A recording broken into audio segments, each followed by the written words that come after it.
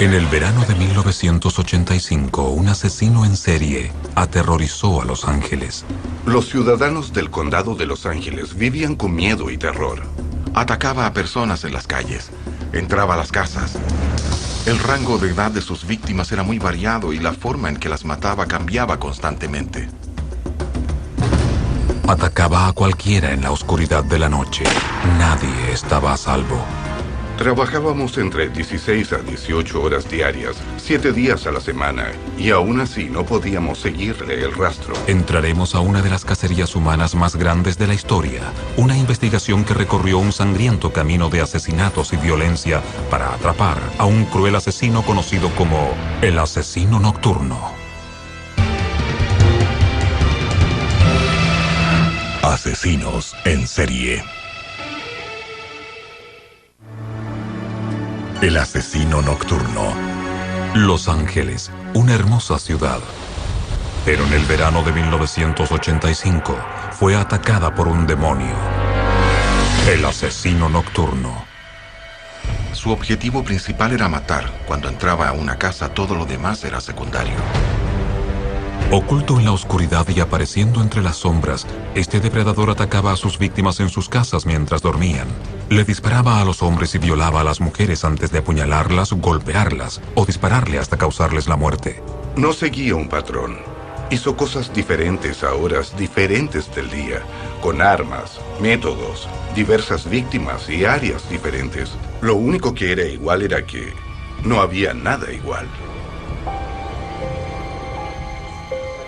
Los detectives a cargo de la investigación del homicida eran Frank Salerno y Jill Carrillo. Salerno era un detective legendario que con su trabajo logró arrestar al estrangulador de Hillside a fines de la década de los 70.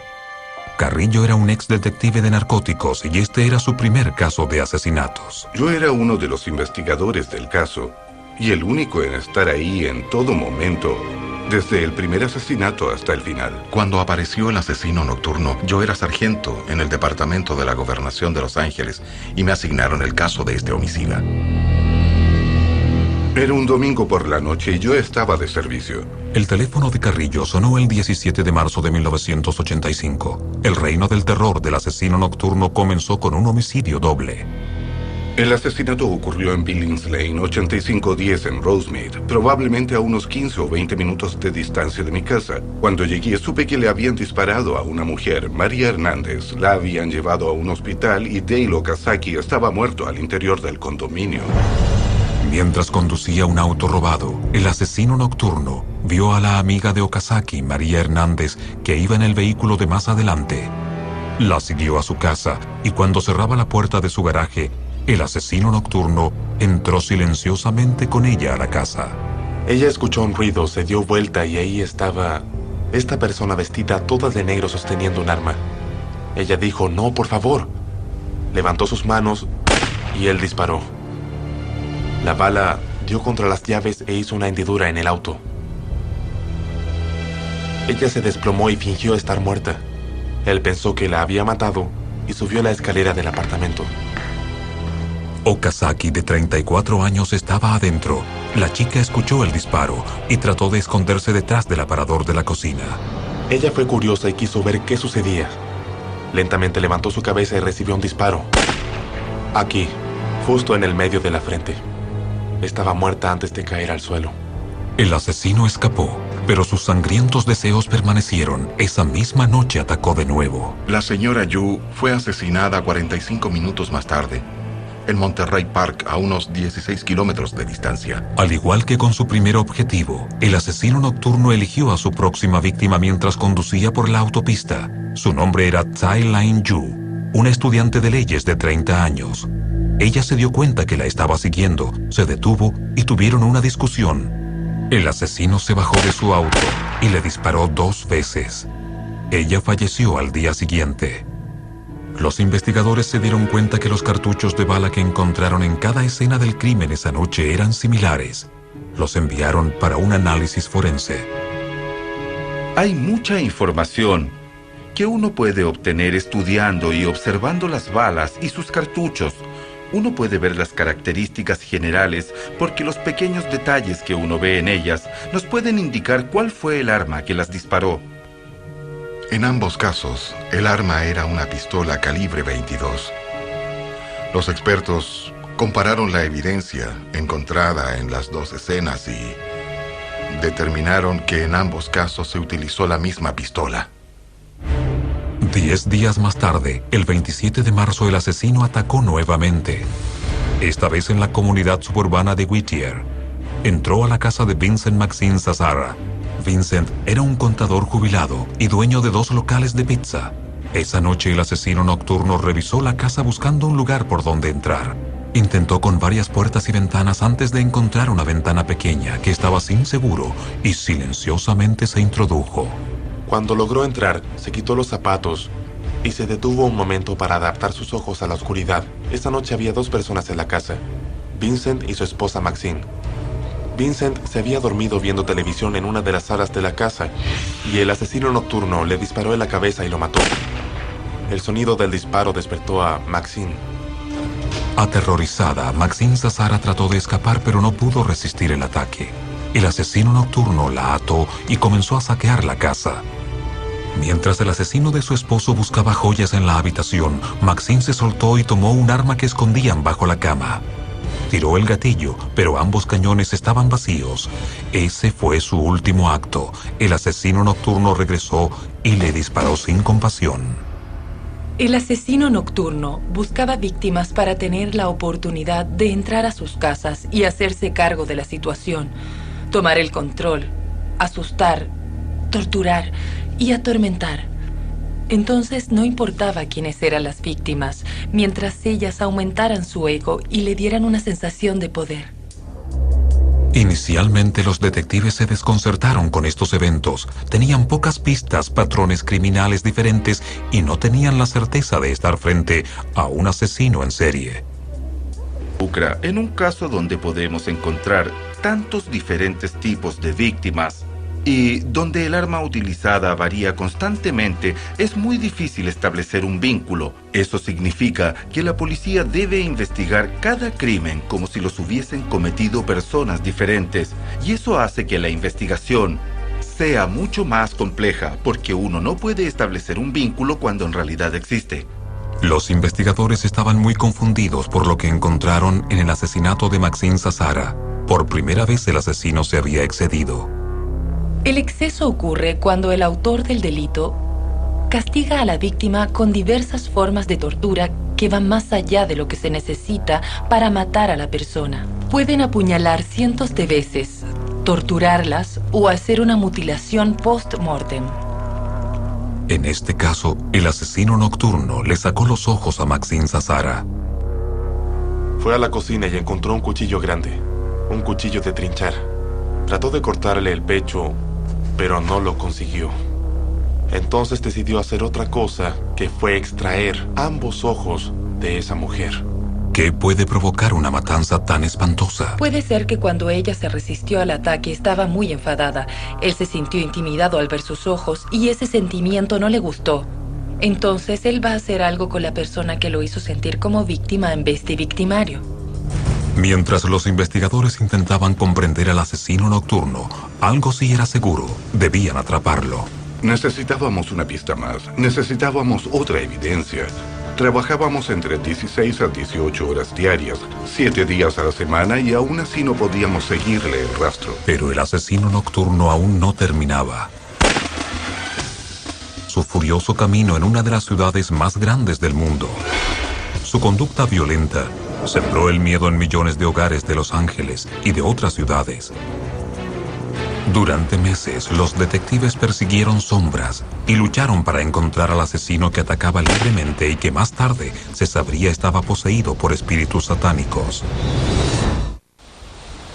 Cielos azules, playas soleadas y gente hermosa son comunes en Los Ángeles, pero en 1985, algo fuera de lo normal conmovió a la segunda ciudad más grande del país. Un asesino en serie, conocido como el asesino nocturno, rondaba la ciudad matando a las personas mientras dormían.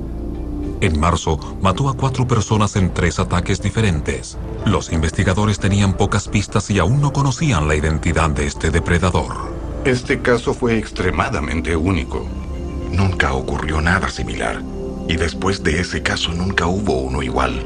Cuando uno escucha sobre los asesinos en serie, se dice que atacan a prostitutas, a personas en las carreteras, a fugitivos o a personas alejadas. Ahora tenemos a alguien que está entrando a las casas, incluyendo a aquellas que se encuentran cerradas. Significa que cualquier persona es una posible víctima. El 14 de abril, atacó nuevamente. Eligió una casa al azar en Monterey Park, el hogar de William Doyle, de 65 años, y de Lillian, su esposa discapacitada. William fue ejecutado en su cama. Luego el asesino agredió sexualmente a Lillian, pero en este último caso, el asesino nocturno cambió su patrón nuevamente.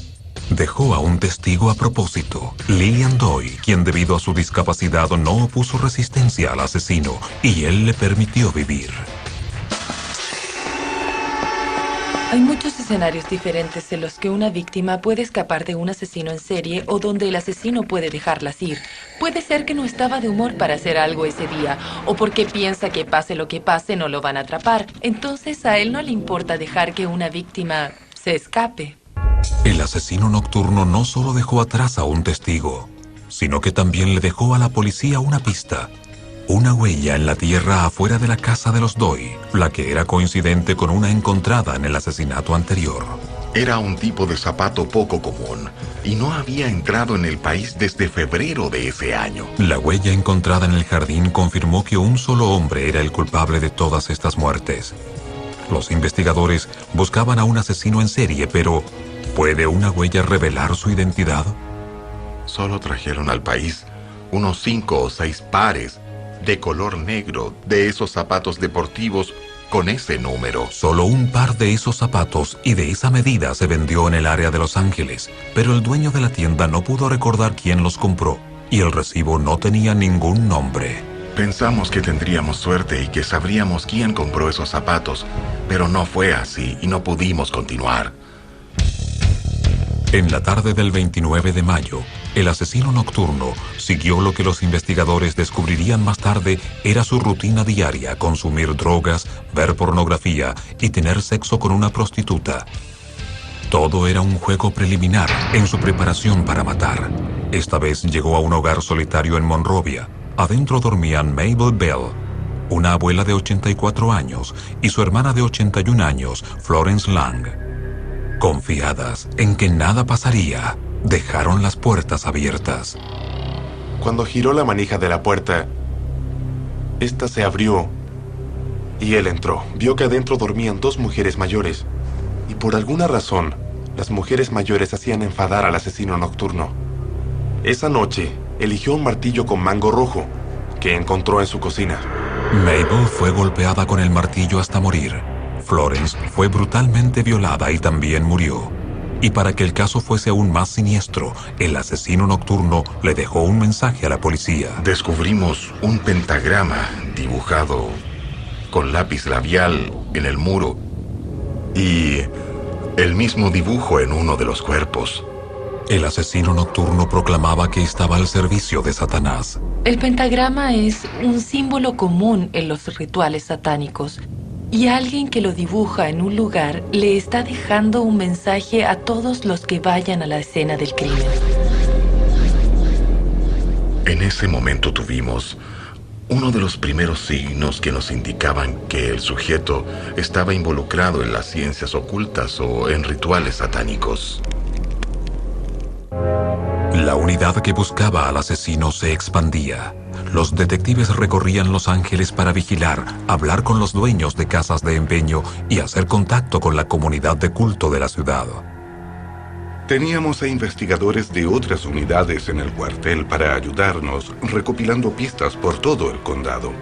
Los crímenes ocurrían en varias jurisdicciones y las líneas telefónicas de la policía estaban colapsadas. Ese fue un factor importante para la permanencia del asesino nocturno. Mientras el caso se desarrollaba, la oficina del gobernador en Los Ángeles tenía la mayoría de los casos, pero otros hechos ocurrieron afuera de la jurisdicción del gobernador, lo que involucró a otras oficinas. Cuando un criminal comete su delito fuera de los límites estatales o incluso fuera de los límites de jurisdicción, provoca un problema para que la ley pueda cumplirse porque tenemos jurisdicciones separadas con autoridades separadas.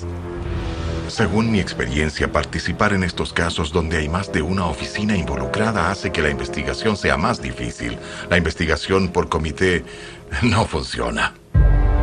Mientras los investigadores luchaban con la logística, las matanzas del asesino nocturno continuaron. El 20 de julio, el asesino robó otro auto y regresó a las autopistas. Esta vez se dirigió a Glendale, el hogar de Max y Lila Kanaiden, una pareja retirada. Su hija Judy los llamó a la mañana siguiente. Recuerdo haber entrado por la puerta trasera, la cual se encontraba abierta, no estaba cerrada. Caminé hacia el dormitorio y mi padre estaba acostado con su cabeza casi decapitada y al parecer a mi madre le habían disparado en el rostro porque parecía no tenerlo. La misma noche que mató brutalmente a Max y Lila Kanaiden, el asesino nocturno entró al hogar de la pareja asiática Shanaron y Sam Keith Kovanath en Sun Valley. Nuevamente mató al esposo y violó a la esposa. Como en los 5 asesinatos anteriores, dejó huellas de sus zapatos únicos y ahí surgió una aterradora pregunta. El asesino bromeaba con los investigadores.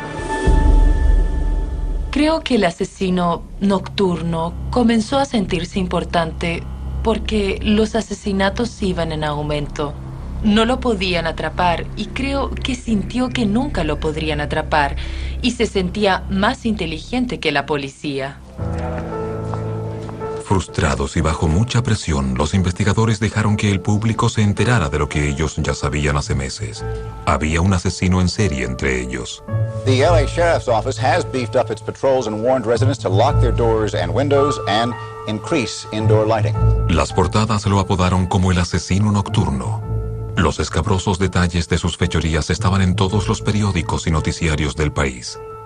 I'm very upset. It's frightening and I'm scared. Everybody is real edgy. We have diligently tried to lock all the doors and windows. Por primera vez los investigadores revelaron un dibujo del hombre que buscaban. La noticia era conocida y la gente buscaba protección. Se vendieron tantos perros guardianes en Los Ángeles que debieron traer más animales de otros lugares. En agosto de 1985, se vendió la mayor cantidad de armas en la historia de la ciudad. La gente sentía mucho miedo, porque no querían ser otra víctima. La búsqueda continuaba, y el asesino seguía atacando sin impunidad. El 8 de agosto condujo casi 50 kilómetros desde el centro de Los Ángeles a la ciudad de Diamond Bar. Se detuvo en una calle tranquila y luego entró a la casa de Elias Abouad y su esposa Sakina.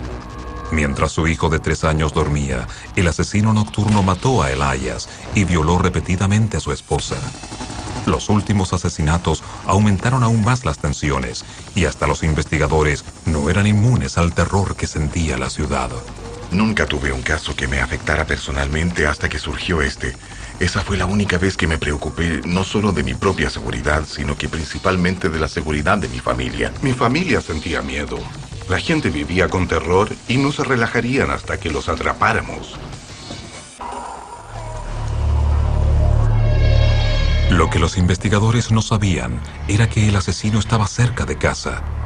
Vivía sin ser detectado a unos pocos metros del cuartel de policía, en una habitación barata en el centro de Los Ángeles, pero ya estaba listo para trasladar su matanza a San Francisco. He's someone that will go into a home at night and will kill, and kills at random. There's a $10,000 reward for any information which can lead to his arrest and conviction. En el verano de 1985, Los Ángeles estaba soportando una intensa ola de calor, pero los residentes de la ciudad mantenían sus ventanas cerradas. Había un asesino en serie suelto. No había un patrón en las matanzas. Parecía elegir sus víctimas al azar. Actuaba en distintas áreas de la ciudad y nadie estaba a salvo. Se trataba de un hombre que iba a los vecindarios durante la noche, entraba a las casas y cometía esos violentos crímenes. Nunca antes experimenté algo así en mi vida, y un caso como ese nunca más lo volví a vivir. Todos los ciudadanos del condado de Los Ángeles vivían con miedo y terror. Algunos residentes se mudaron a otras ciudades, pero aún así no estaban completamente seguros. El asesino también atacó en otros lugares. El 18 de agosto, robó un auto y se dirigió a casi 500 kilómetros al norte hacia San Francisco. El asesino nocturno estaba en la autopista e hizo lo de siempre. A las 2 de la mañana entró a la casa de una pareja taiwanesa. Le disparó en la cabeza a Peter Pan, de 66 años, y abusó sexualmente de su esposa Bárbara, de 62. Ella se resistió y también le disparó en la cabeza.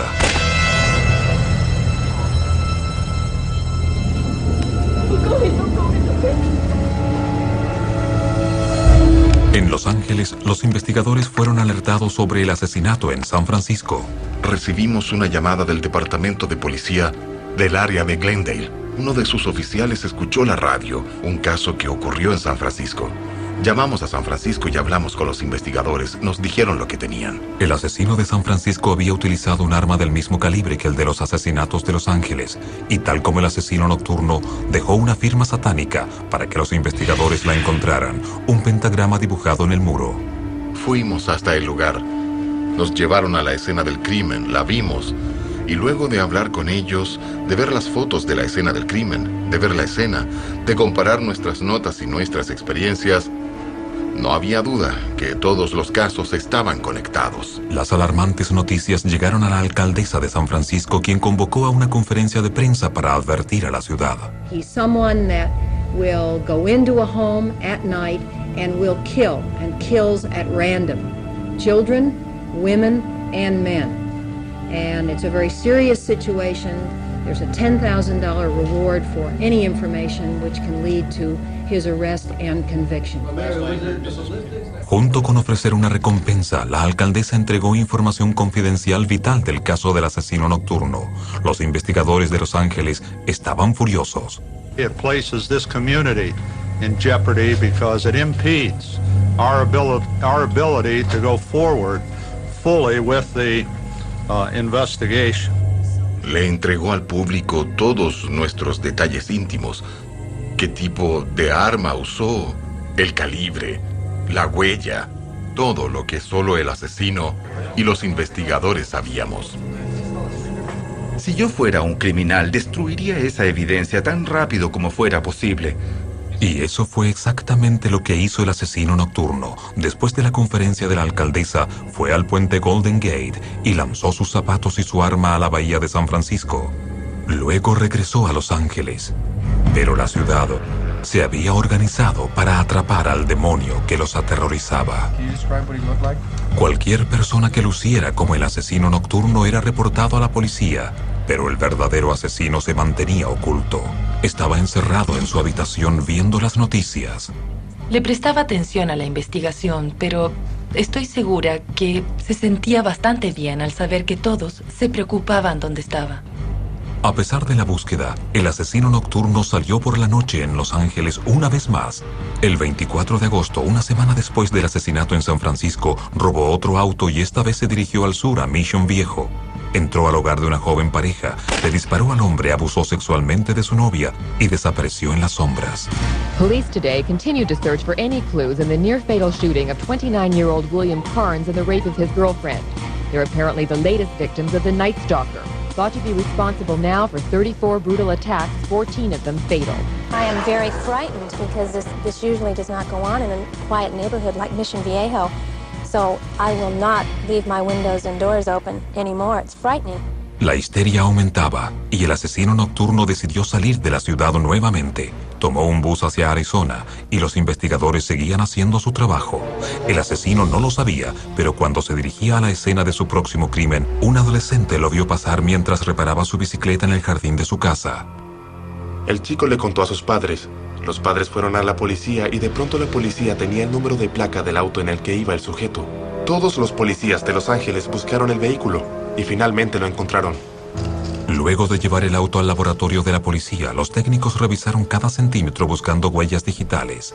Estaban a punto de rendirse hasta que uno de los técnicos revisó un espejo. Alguien dejó la huella digital de su dedo índice. Durante los años 80, todas las huellas digitales se almacenaban en tarjetas. Cuando se arrestaba a una persona, se obtenían sus huellas digitales y se imprimían en unas tarjetas especiales. Y estas tarjetas se mantenían en gabinetes de seguridad. Encontrar una huella igual en esos gabinetes era como buscar una aguja en un pajar, pero los investigadores encontraron otra pista. En ese momento, se estaba desarrollando un sistema para huellas digitales en el estado de California. Uno ingresaba una huella reciente y aparecía el nombre de su dueño, si es que esa persona estaba en el sistema. Los investigadores pidieron que la huella del asesino nocturno se analizara en el nuevo sistema, y entonces fue llevada a Sacramento. Cuando recibimos esa solicitud, todos estábamos inquietos, porque si no identificábamos la huella digital, todos iban a decir que el sistema no funcionaba. Pero si la identificábamos, sería un gran logro para nosotros. Mientras los técnicos trabajaban para encontrar una huella equivalente usando el nuevo sistema, los detectives de Los Ángeles y de San Francisco continuaban con la búsqueda. Como resultado de toda la publicidad, una muchacha se presentó en el cuartel para hablar por su padre. Él le contó que había conocido a un tipo llamado Richard y que esta persona le contó que había asesinado a alguien. Y le dio tantos detalles que nosotros ya no teníamos duda que se trataba del asesino nocturno. Ella solo sabía que se llamaba Richard. En San Francisco, los investigadores recuperaron una joya tomada del departamento de la familia Penn. Cuando la policía preguntó sobre el origen de la joya, obtuvieron el nombre de Ramírez. Ahora teníamos el nombre Ramírez, el nombre completo. Luego revisamos la huella digital y coincidía con la huella de un tal Richard Ramírez, que había sido arrestado en el estado de California. Pero aún así, queríamos estar completamente seguros. Al día siguiente, en Sacramento se encontró una huella digital igual. La coincidencia era elocuente, y el Departamento de Justicia sabía que la huella pertenecía a Ramírez. En pocas horas, millones de personas en Los Ángeles y en todo el país conocían la apariencia y el nombre real del asesino nocturno. 6'1", 155 pounds. This photograph was taken about 8 months ago right here in Los Angeles. Pero aunque todos sabían quién era el asesino nocturno, aún quedaba una pregunta. En el verano de 1985, un hombre realizó la cacería humana más grande en la historia de California, tras un asesino en serie conocido como el asesino nocturno. En agosto, utilizando el trabajo de los detectives y lo último en tecnología forense, los investigadores descubrieron la identidad del hombre que aterrorizaba a Los Ángeles. Authorities in Los Angeles and San Francisco announced tonight that this man, Richard Ramirez, is the suspect in the Night Stalker murders. That word came at a hastily announced news conference.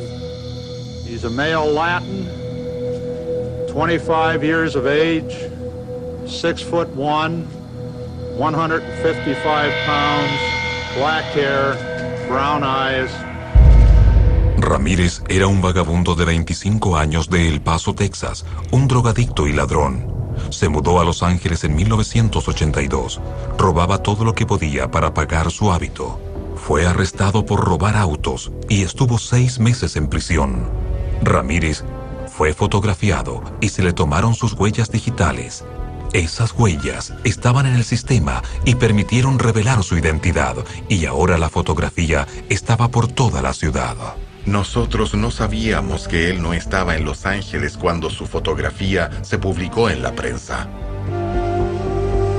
Ramírez estaba en Arizona visitando a un familiar. No sabía que su nombre y fotografía estaba en cada periódico de Los Ángeles.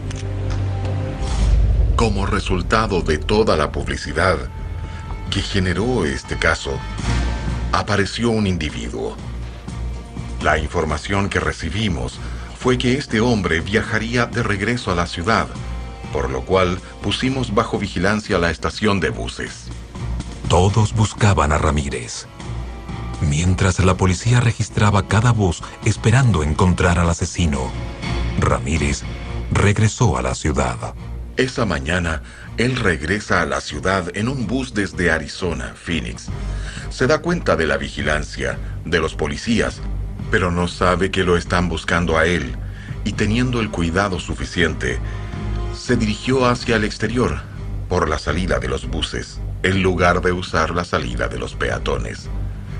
Caminó por una calle y, más adelante, entró a un pequeño local de licores. Miró hacia abajo y se dio cuenta que su fotografía estaba en todos los periódicos. En ese momento una mujer lo reconoció. Se puso pálida como un fantasma, lo apuntó y dijo: el matador, refiriéndose al asesino. Él entró en pánico. Se sube a un bus tratando de llegar al este de Los Ángeles. Tenía un hermano que vivía allá. Cuando estaba en el bus, todos se dan vuelta y comienzan a compararlo con la foto del periódico. Lo apuntan y dicen: es él, es él. Ramírez se baja del bus y comienza a correr. Corre más de 3 kilómetros en dirección a la casa de su hermano. Luego trata de robar un auto. Intenta ingresar a una casa, pero había mucha gente en la calle. Le gritaron y llamaron a la policía. Más de 40 patrullas y 7 helicópteros rodearon las calles del este de Los Ángeles. En un momento, él corrió por la autopista Santa Ana a las 7 o 7:30 de la mañana. No lo atropellaron. Logra llegar a su destino y corre a la casa de su hermano. Eventualmente llega al condado, donde una mujer estaba saliendo de su casa. Trata de robarle su auto, pero los vecinos salen a ayudarla cuando oyeron sus gritos. Then all the neighbors just hung together and got him, chased him down the street. And then what did you do when you caught up with him? I socked him. Ramírez estaba atrapado. Lo golpearon con un tubo, lo retuvieron, llamaron a la oficina del gobernador y en ese momento llegó un delegado que lo dejó bajo arresto. De pronto todo había terminado. Irónicamente, luego de 6 meses de perseguir al asesino nocturno, la policía debió intervenir para salvar la vida del criminal. We're happy to announce that the individual we have in custody is Richard Ramirez, the Night Stalker. Ramírez fue llevado a la estación de policía de Hollenbeck. Una multitud enfurecida le esperaba. Toda la estación de policía de Hollenbeck estaba rodeada de ciudadanos. Eran muchos. Era como una escena del viejo oeste cuando linchaban a cualquier persona que estuviese ahí adentro. Obviamente, todo esto fue ampliamente cubierto por la prensa. Estaba en cada estación, en cada noticiario, y lo repetían todo el día y toda la noche. Esa noche fue la primera vez que fuimos a hablar con él, Jill y yo. Revisamos sus huellas digitales y supimos que estábamos frente al verdadero Richard Ramírez que estábamos buscando. Nos sentamos con él, nos presentamos, encendimos la grabadora esperando obtener algunas declaraciones y él invocó su derecho a no hablar. Pero los detectives tenían un as bajo la manga: Frank Salerno. Se sorprendió horriblemente con Frank Salerno, porque Frank había trabajado en el caso del estrangulador de Hillside.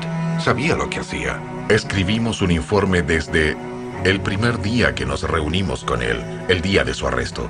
Hablamos sobre muchas cosas, sobre su pasado, su infancia, sus padres y otras cosas más. Mientras Ramírez se acostumbraba a sus interrogadores, habló mucho sobre su vida, ofreciendo detalles únicos de la mente de un asesino en serie.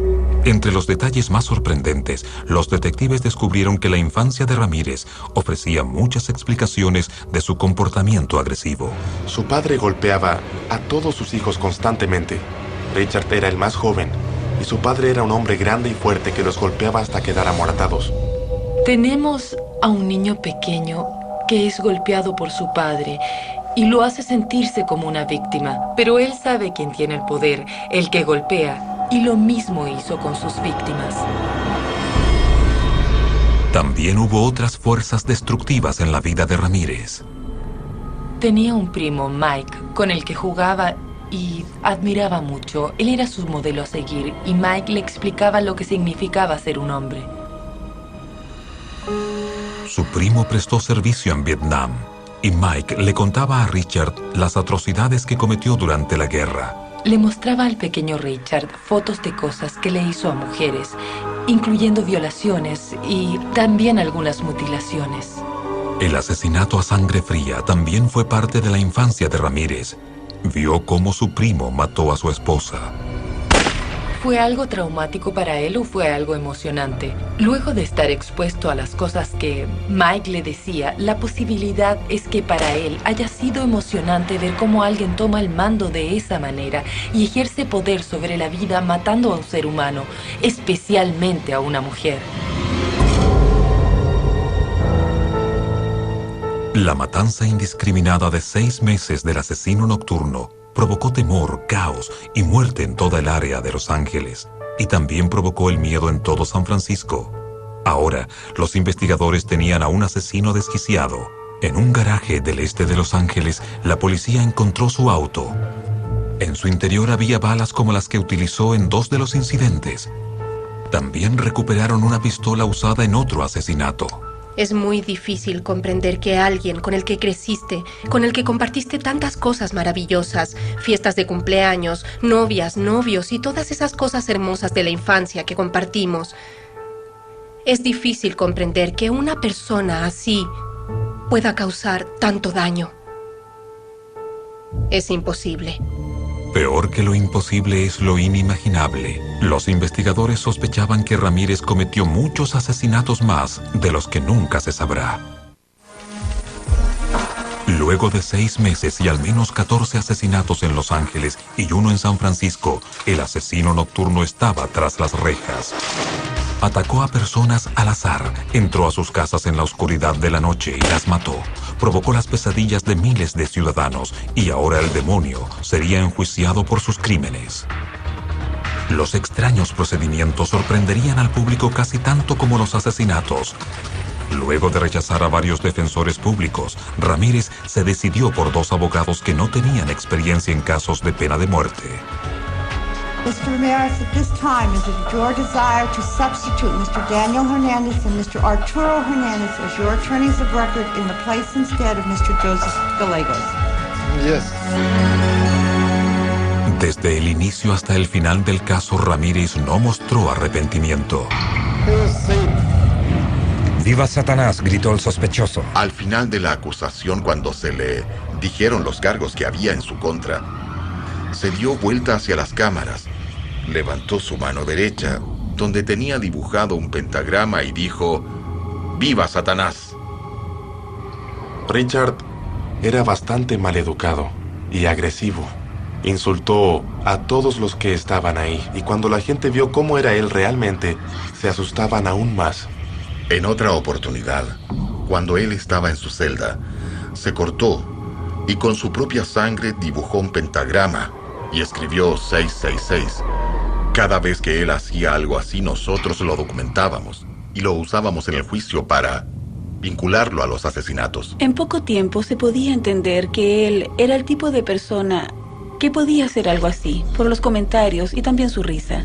Cuando se mostraban evidencias de los cuerpos, él reía malvadamente. Cuando se daba cuenta del dolor que le causaba a los familiares de las víctimas, se burlaba de ellos. Incluso tenía su propio grupo de seguidoras. Mujeres de distintas clases sociales comenzaron a aparecer en la corte vestidas de negro, esperando a que el asesino se volteara y les sonriera. La psicología de quienes siguen a los asesinos en serie es algo muy extraño y es un hecho que ha sucedido por más de un siglo. Ramírez no era el único que atraía a las mujeres. Mientras Ramírez le sonreía a sus admiradoras, su actitud era desafiante para todos los demás. Luego de 55 días de testimonios, 165 testigos y 650 evidencias, el juicio estaba llegando a su fin. Accused Night Stalker Richard Ramirez didn't even want a defense presented. Pero la defensa sí se presentó, y pronto la inexperiencia del abogado se hizo evidente. He was somewhat of a inexperienced, not really well versed on any kind of, in the profession of crime. Los fiscales dijeron que el material presentado por la defensa era confuso y equivocado.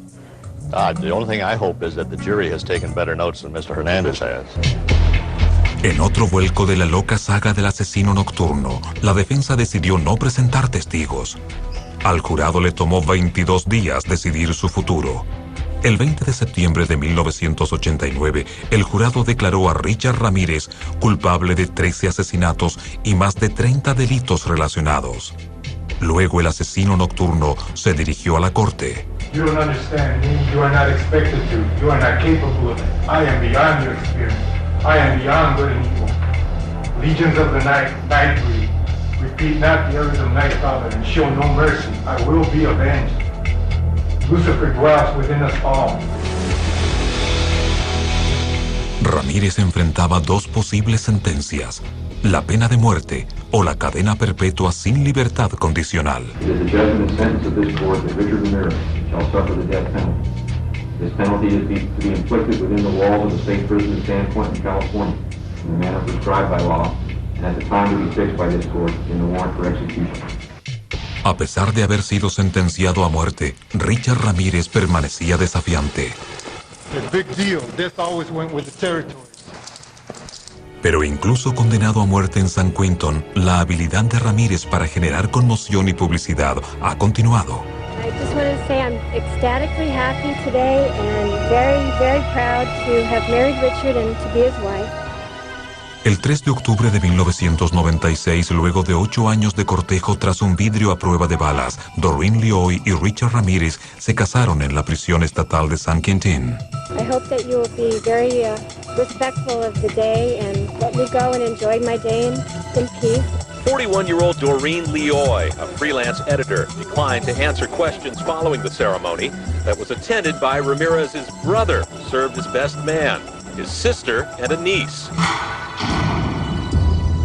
Es una burla para el sistema judicial criminal, porque no está ahí para rehabilitarse, está ahí para ser castigado. ¿Por qué alguien querría casarse con un asesino en serie? Entienden que hay un alma dañada, que necesita de alguien que la cuide y que sea compasiva, y para algunas personas eso resulta muy atractivo. ¿Qué puede ganar un asesino casándose antes de la pena de muerte? Para él, la ventaja es que tiene a alguien fuera de la prisión que puede hacer cosas por él, preocuparse y hacerlo sentir que alguien está pensando en él, que no se está pudriendo en una celda de prisión. Pero luego de la sentencia, Ramírez tenía una pregunta para los detectives que lo atraparon. Cuando hablábamos con él, Jill y yo, luego de ser enjuiciado y sentenciado, una noche nos preguntó, ¿van a estar ahí cuando me ejecuten? Y yo le dije que me daba lo mismo, pero si él quería que estuviera ahí, ahí estaría. Le dije que iría. Quería ver la ejecución de Richard Ramírez. La pena de muerte gatilla un interés automático en California. Ramírez sostiene que no le dieron un juicio justo. Afirma que sus abogados no conocían las leyes de Los Ángeles y que la corte no le ofreció una evaluación psiquiátrica completa. En agosto de 2006, la Corte Suprema de California rechazó la petición de Ramírez sobre su condena. Tiene otras peticiones pendientes y permanecerá condenado a muerte hasta que todo el proceso concluya.